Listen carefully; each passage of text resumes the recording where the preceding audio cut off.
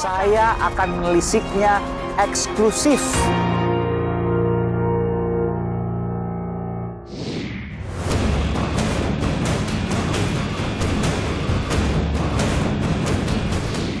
Saya posisinya lagi di dalam, terus dibilang sama temen itu bahwasannya Bang Haris sudah sampai deh.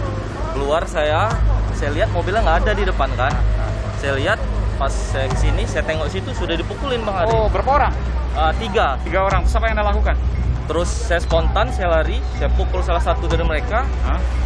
Terus yang satu itu mukul saya pakai helm. Oke, terus? Ambil helm, pukul saya tangkis, kacamata saya lepas. Terus langsung mereka lari.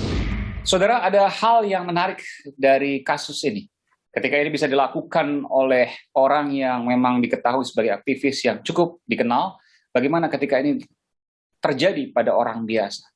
Saya ingin menanyakan kepada pakar kriminolog, Profesor Adrianus Meliala. Prof. Adrianus, saya ingin tanya dulu sebelum pertanyaan saya, sebelum prolog saya tadi, bahwa korban Haris Pratama menyampaikan bahwa ini dilakukan kemungkinan oleh orang kuat yang punya uang besar.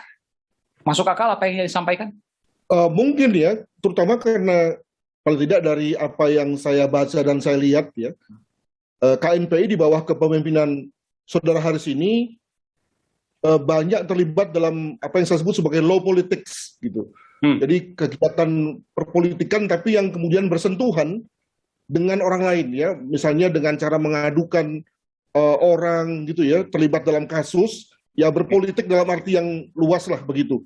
Maka wajar kalau kemudian lalu KNP yang sekarang ini kemudian punya musuh begitu kan. Nah, maka lalu ada musuh yang kemudian merasa perlu untuk menyakiti sang ketua, mungkin begitu. Iya. Nah, tapi yang bersangkutan mengatakan bahwa tidak terkait dengan apa yang telah ia laporkan, justru ia mencurigai di luar itu terkait dengan internal organisasi dan lain sebagainya. Itu juga menjadi perhatian saya. Jadi kalau selama ini kita kesannya adalah bahwa yang bersangkutan dikeroyok karena organisasi, jangan-jangan sebetulnya ada the other side of him gitu ya, yang sebetulnya soal pribadi.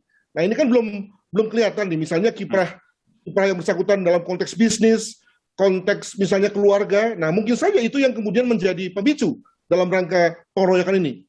Who knows ya, dan mungkin fakta yang akan memperlihatkan kemudian. Tapi saya ingin tanya, ini kan proses hukumnya sudah ada di kepolisian, sudah ditetapkan 3 tersangka, termasuk 1 orang yang kemudian dianggap menyuruh eksekutor-eksekutor ini. Logikanya sangat mudah untuk mengetahui, karena aktor intelektualisnya atau dalangnya sudah ditangkap.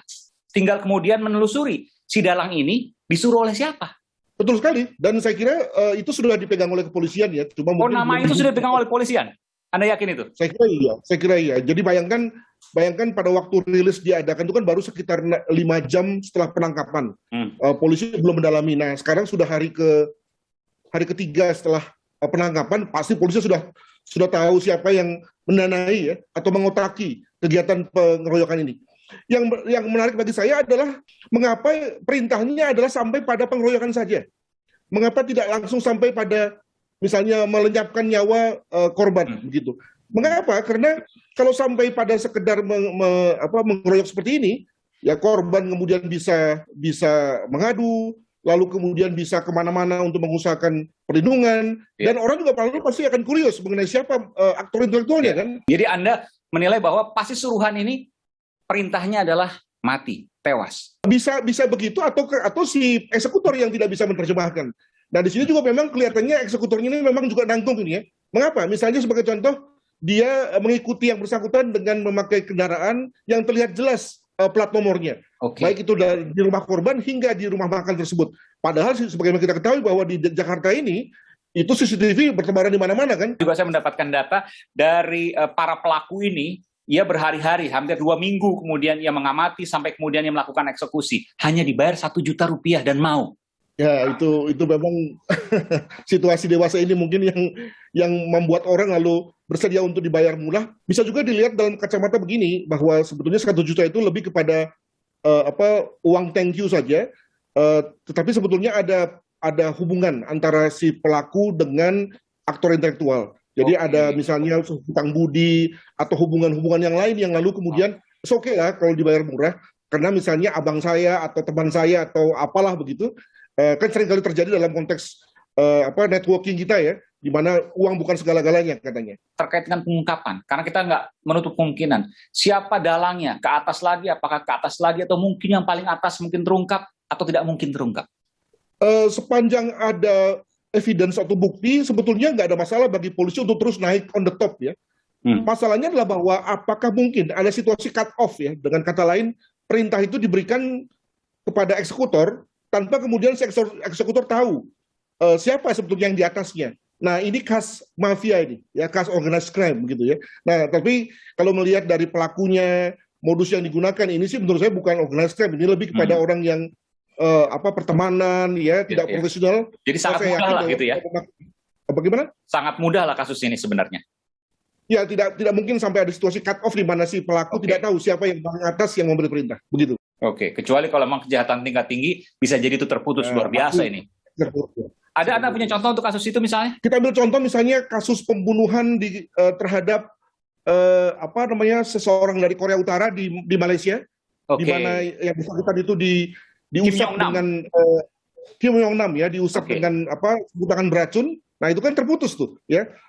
Pelaku lapangan yang juga adalah katanya orang Indonesia, wanita Indonesia, kan nggak tahu bahwa apa yang terjadi sebetulnya pada diri orang itu, ya dia hanya membantu-bantu saja gitu ya, tapi nggak tahu apa yang sebenarnya terjadi. Nah, itulah contoh organized crime yang luar biasa. Nah, sebenarnya pada yang ini rasanya tidak. Baik, terima kasih Profesor Adrianus Meliala, kriminolog dari Universitas Indonesia telah memberikan informasi program Aiman. Terima kasih, Prof. Sama-sama. Sehat selalu.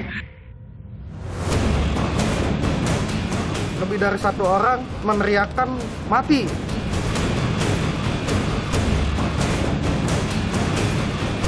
Saya yakin ada dalang di belakang permasalahan ini. Saya akan menelisiknya eksklusif